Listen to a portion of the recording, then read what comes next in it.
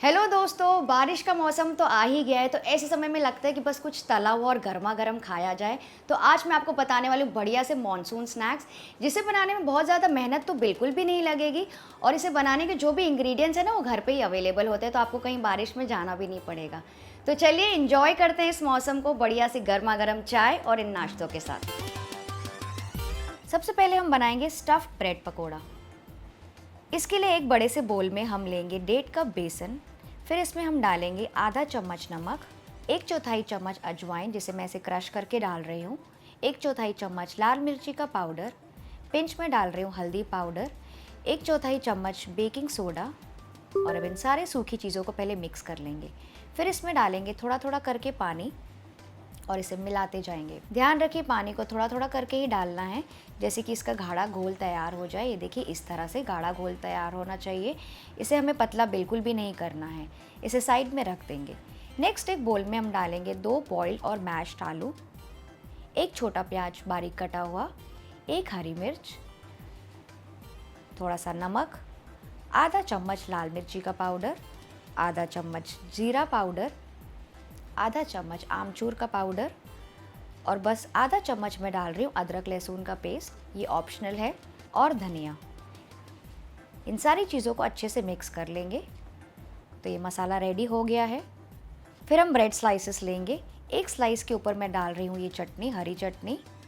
इसे अच्छे से स्प्रेड कर लेंगे। और दूसरे ब्रेड स्लाइस में डाल रही हूँ मैं टोमेटो सॉस। आप चाहें तो इसकी जगह लहसुन चटनी या फिर शेजवान सॉस भी लगा सकते हैं। अब चटनी वाले ब्रेड स्लाइस के ऊपर डालेंगे आलू का मसाला। तो इसे अच्छे से फैला लीजिए एक थिक लेयर बनाने के लिए। तो इसी तरह से दोनों स्लाइसेस ऐसे स्टफ़ कर लीजिए।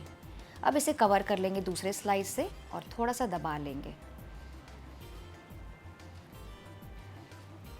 तो ये तैयार हो गए अभी तलने के लिए, पर इसके पहले हम इसको थोड़ा सा कट कर लेंगे। तो यहाँ पे मैं 2 ट्रायंगल्स में कट कर रही हूँ इसे। आप चाहें तो इसको 4 स्क्वायर्स में भी बना सकते हैं।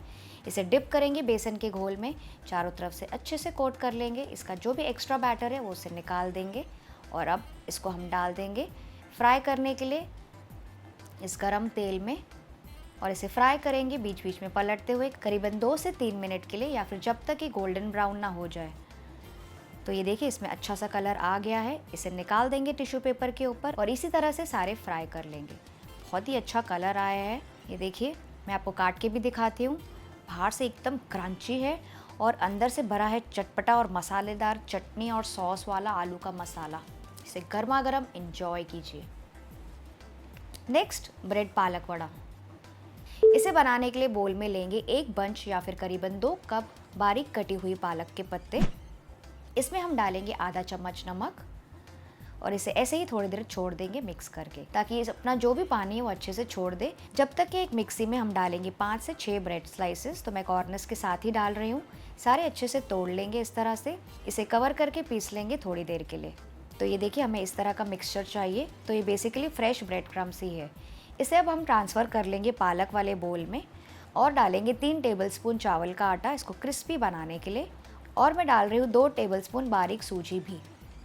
फिर डालेंगे 2 हरी मिर्चें बारीक कटी हुई, 1 चम्मच अदरक लहसुन का पेस्ट, आधा चम्मच ज़ीरा पाउडर, आधा चम्मच लाल मिर्ची का पाउडर, आधा चम्मच चाट मसाला, 1 चम्मच धनिया पाउडर, 1 प्याज बारीक कटा हुआ और हरा धनिया। इन सारी चीज़ों को अच्छे से मिक्स कर लेंगे, जैसे कि इसकी आटे जैसी कंसिस्टेंसी तैयार ना हो जाए। तो अगर आपको चाहिए तो आप इस समय सिर्फ 1 टेबलस्पून पानी भी डाल सकते हैं इसको गूँथने के लिए, अगर आपको आटा सूखा लग रहा है तो। ये देखिए इस तरह से। अब अपने हाथों में तेल लगाकर इसका थोड़ा थोड़ा मिक्सचर ले लेंगे अपने हाथों में इसकी गोल लोई बनाने के लिए। तो इस तरह से और फिर इसको हल्का सा प्रेस कर लेंगे इसकी राउंड टिक्की बनाने के लिए।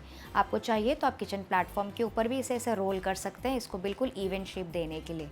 ये देखिए इस तरह से कितनी अच्छी दिख रही है। एक टिक्की तैयार हो गई है। इसी तरह से पूरा बैच रेडी कर लेंगे और इसे अब मीडियम हाई तेल पर फ्राई करेंगे बैचेस में 3 से 4 मिनट के लिए, या फिर जब तक ये अच्छे से फ्राई होकर थोड़े से क्रिस्पी और गोल्डन ब्राउन ना हो जाए। बीच बीच में आप इसे टर्न कर लीजिए जैसे ज़रूरत हो। तो ये देखिए बढ़िया से फ्राई होकर क्रिस्पी और गोल्डन ब्राउन हो गए। इन्हें निकाल देंगे टिश्यू पेपर के ऊपर। इसी तरह से सारे फ्राई कर लेंगे। बहुत ही सुंदर और डिलीशियस दिख रहे हैं। इन्हें गर्मा गर्म एंजॉय कीजिए केचप या फिर चटनी के साथ। इसे ज़रूर ट्राई कीजिएगा फ्रेंड्स, ये बहुत ही बढ़िया बनते हैं पालक और ब्रेड के फ्लेवर के साथ। नेक्स्ट बनाएंगे मूंग दाल भजिया। इसे बनाने के लिए यहाँ पे मैंने 1 कप पीली मूंग दाल ली थी, जिसे मैंने धोकर अच्छे से भिगा दिया था करीबन 3 से 4 घंटों के लिए। फिर मैंने इसे छान लिया है, इसका पूरा पानी निकाल दिया है और इसको मैंने ऐसे छन्नी में डाल के रखा है इसका एक्स्ट्रा पानी निकालने के लिए। स्टेप करना इंपॉर्टेंट है, वरना अगर पहले से आपकी दाल में बहुत ज़्यादा पानी रहेगा ना, तो आपके भजिया बहुत ज़्यादा सौगी बनेंगे और बहुत ज़्यादा तेल पी लेंगे। इसलिए मैं आपको सजेस्ट करती हूँ कि पहले दाल को छन्नी में छान लीजिए, फिर इसे ट्रांसफ़र कर लेंगे ब्लेंडर में।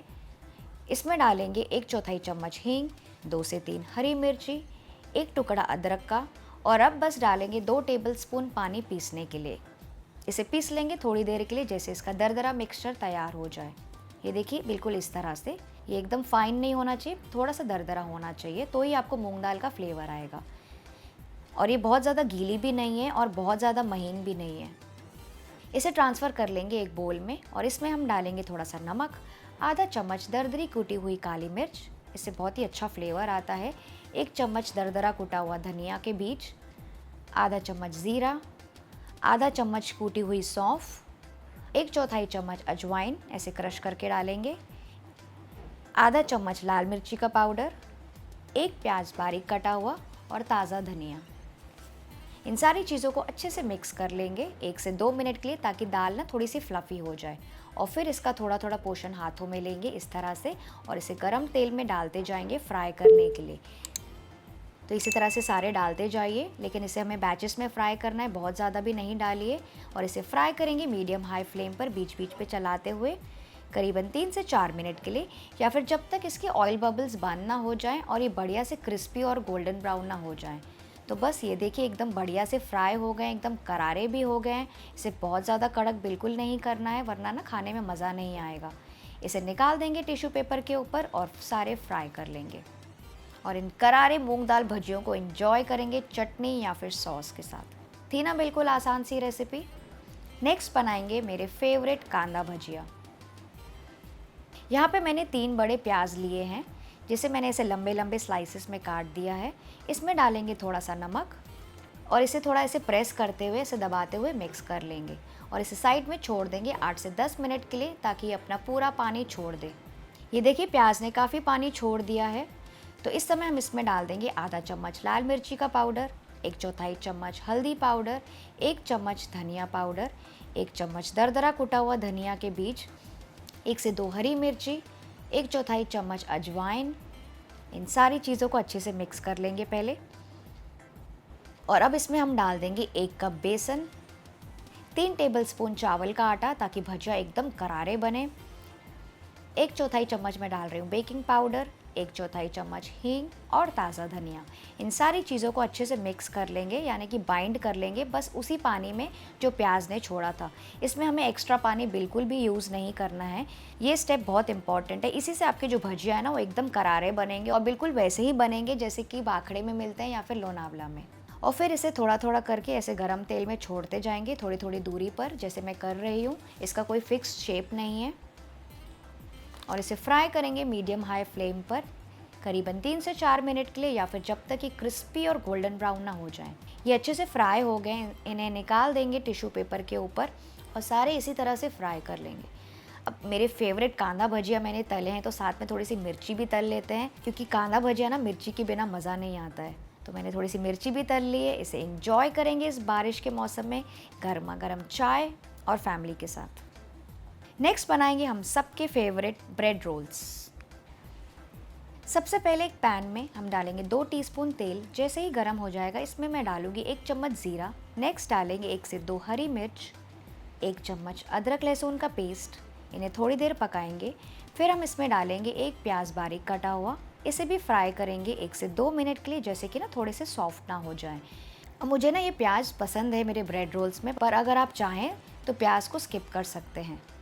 फिर इसमें हम डालेंगे थोड़े से बॉईल किए हुए मटर और इसे भी प्याज के साथ पकाएंगे।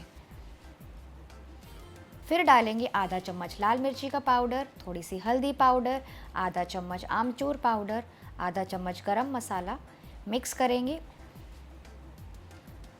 और फिर ना यहाँ पे बिल्कुल थोड़ा सा पानी स्प्रिंकल करके इसे 1 से 2 और मिनट के लिए पकाएंगे।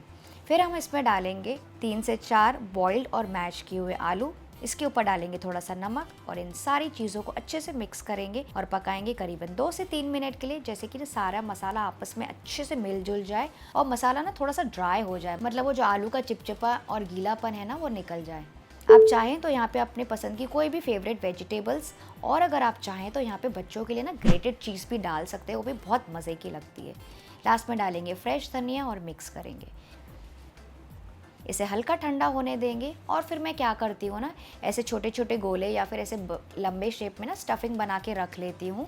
ऐसा करने से क्या होता है ना, प्रोसेस एकदम क्लीन हो जाता है और फिर आपको बार बार अपना हाथ मसाले में नहीं डालना पड़ता है ब्रेड रोल्स बनाने के समय। नेक्स्ट एक ब्रेड स्लाइस लेंगे कॉर्नर्स के बिना। इसे मैंने थोड़ा सा पानी में डिप कर दिया था और इसे हल्का सा निचोड़ दिया था और फिर इसके बीच में प्लेस कर देंगे ये मसाला और फिर इसको चारों तरफ से ऐसे पैक करते हुए जाएंगे, थोड़ा सा दबाते हुए, ताकि पूरा अच्छे से सील हो जाए चारों तरफ से। तो इसे दबाते हुए ऐसे रोल बनाते जाइए नॉर्मली जैसे आप ब्रेड रोल्स बनाते होंगे, और मसाला बाहर बिल्कुल भी नहीं दिखना चाहिए। तो चारों तरफ से ऐसे दबाते हुए इसका एक परफेक्ट ब्रेड रोल बना लीजिए। आप चाहें तो राउंड या ओवल जो भी आपको आसानी पड़े बना सकते हैं। ये देखिए इस तरह से सारे ब्रेड रोल्स इसी तरह से तैयार कर लीजिए और अब इन्हें 10 मिनट के लिए ऐसे ही छोड़ देंगे रूम टेम्परेचर पर, ताकि इसका जो भी एक्सेस नमी है ना ब्रेड में वो उड़ जाएगी, इवेपोरेट हो जाएगी और इससे आपके ब्रेड रोल्स एकदम ही क्रिस्पी बनेंगे। फिर इन्हें फ्राई करेंगे मीडियम हाई तेल पर बैचेस में 3 से 4 मिनट के लिए, या फिर जब तक इस पर प्यारा सा गोल्डन ब्राउन कलर ना आ जाए और ये एकदम क्रिस्पी ना हो जाए। ये देखिए कितना सुंदर और एकदम इवन कलर आ गया है इसमें चारों तरफ से। इन्हें निकाल देंगे टिश्यू पेपर के ऊपर और ये बिल्कुल अच्छे दिख रहे हैं, बहुत ही अच्छा कलर आया है और बिल्कुल ये वैसे ही दिख रहे हैं ब्रेड रोल जैसे मैं बचपन में टिफ़िन बॉक्स में ले जाती थी। और इन्हें भी गर्मा गर्म एंजॉय करेंगे चटनी या फिर सॉस के साथ और इस बारिश का मज़ा लेंगे। तो आई होप आपको आज का वीडियो पसंद आया। अगर हाँ तो इसे लाइक शेयर और सब्सक्राइब ज़रूर कीजिए और ऐसे स्पेशल वीडियोस देखने के लिए। और हाँ, अगर आपको कोई स्पेसिफिक टॉपिक के ऊपर वीडियो देखना है जैसे कि पार्टी रेसिपीज़, फास्टिंग रेसिपीज़ या फिर कुछ और, तो मुझे नीचे कमेंट करके ज़रूर बताइए, मैं आपके लिए बनाने की कोशिश करूँगी। मैं आपसे मिलती हूँ अगले वीडियो में। Bye bye.